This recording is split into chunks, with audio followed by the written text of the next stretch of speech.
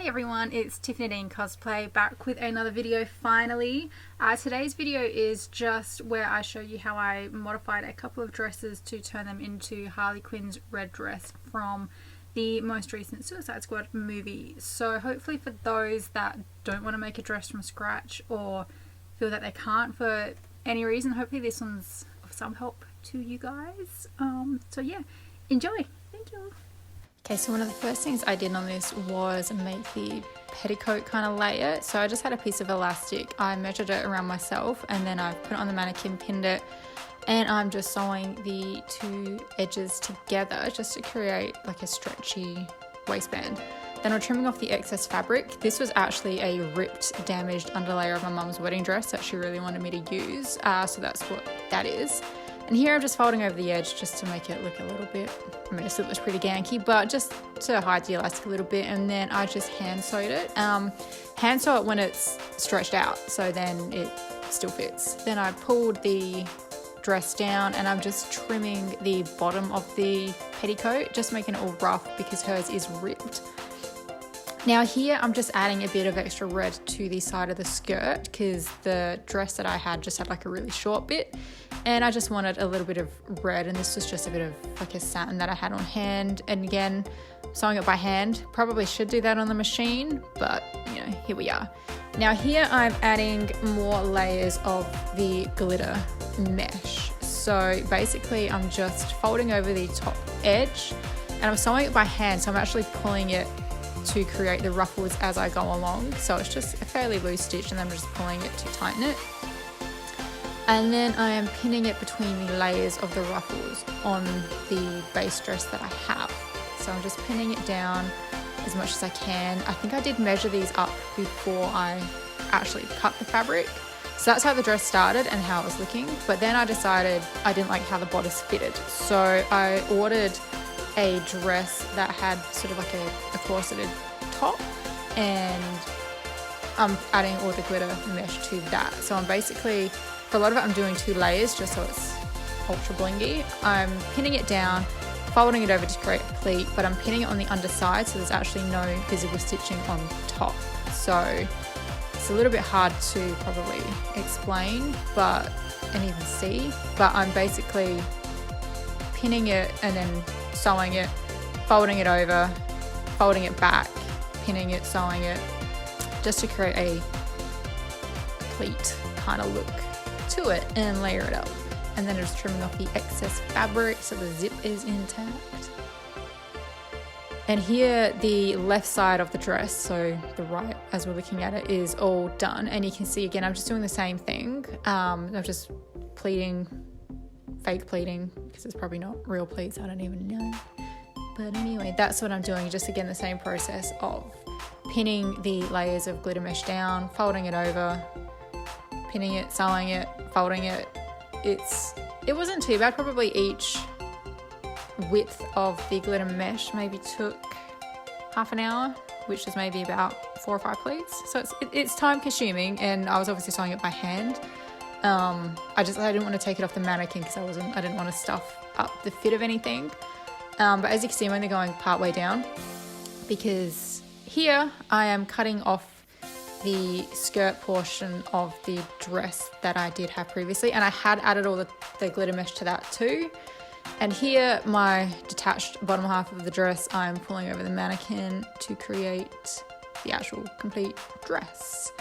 So it's just a little bit of adjustment to get it to sit right, and then I pinned it in place, and I did try it on to make sure it sat roughly at the right height before I sewed it. But yeah, here I'm just pinning it down. And once I knew it all fit fine, I am now sewing it down. So right now I'm sewing down the zip line, I think, just to ensure it doesn't get caught up in the zip and tangled, just so it's easy to still open and close without getting stuck on pieces of fabric. And here I am hand sewing it to the outside of the dress, hiding the stitching as much as I can. Luckily it poofs up quite a bit, so it's very, very easy to hide. And now here I flipped the dress inside out and I'm actually sewing it again, but just to add a bit more structural integrity to it. Again, you probably could do this on the machine, but I just found it easier. Now these are the straps that I'm now adjusting, so I just added more straps to what the dress had because it was like a weird strappy dress and this was like a weird cowl, so I turned that into straps. Then I decided I wanted to add more glitter mesh. So these are the little weird things she has on her arms. They were really quite flimsy on the dress that I got, so I've just added another layer of glitter mesh, and again I'm just sewing that by hand as I go along. Didn't take very long, it was super easy to do. Again, you could do it on the machine, but I just like to watch TV while I was sewing, so I didn't.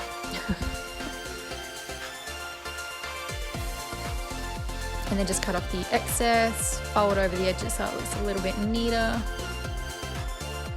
And then each layer of, whatever that is, it was folded over, so I just cut the edges so it then made one layer two, and it just looked a bit rougher and a bit more like her dress I thought looked.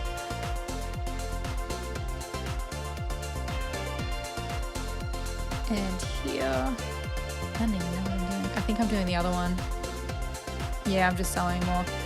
And here I'm actually attaching those arm things back onto the dress.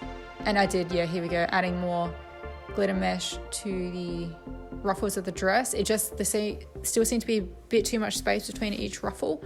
And I had glitter mesh, so I just added more to it. And then I cut the folded layers of these ruffles just to separate them, make them look a little bit more uneven and ripped and just a little bit more like hers. And here is a wig. This wig is the Wig is Fashion one, but I do have a Webster wig as well. It was a little bit curly on the ends, so I had water at about 80-90 degrees and just straightened it out a touch. And here I'm having a crack at styling. Wig styling is 100% not my forte at the moment. I'm trying to learn, but yeah, this is all I did. So basically I just pulled out the top portion. I tucked away the bottom part just so it didn't get in my way. And then I brushed it out, and then I just started teasing it lightly in layers. I really don't have a good teasing comb or anything, so it didn't achieve a huge amount for me, and probably I would need to spend a lot more time doing it to get a real big volume kind of tease going. But it, it did enough. It was fine. Then I just sort of gently brushed back the top layer to smooth out so it doesn't look teased on top. And then I had a little clear elastic band which I just wrapped around that top bit of hair. And then I brush it out again, and then I make it one ponytail for that side as well, making sure the front bit is left out.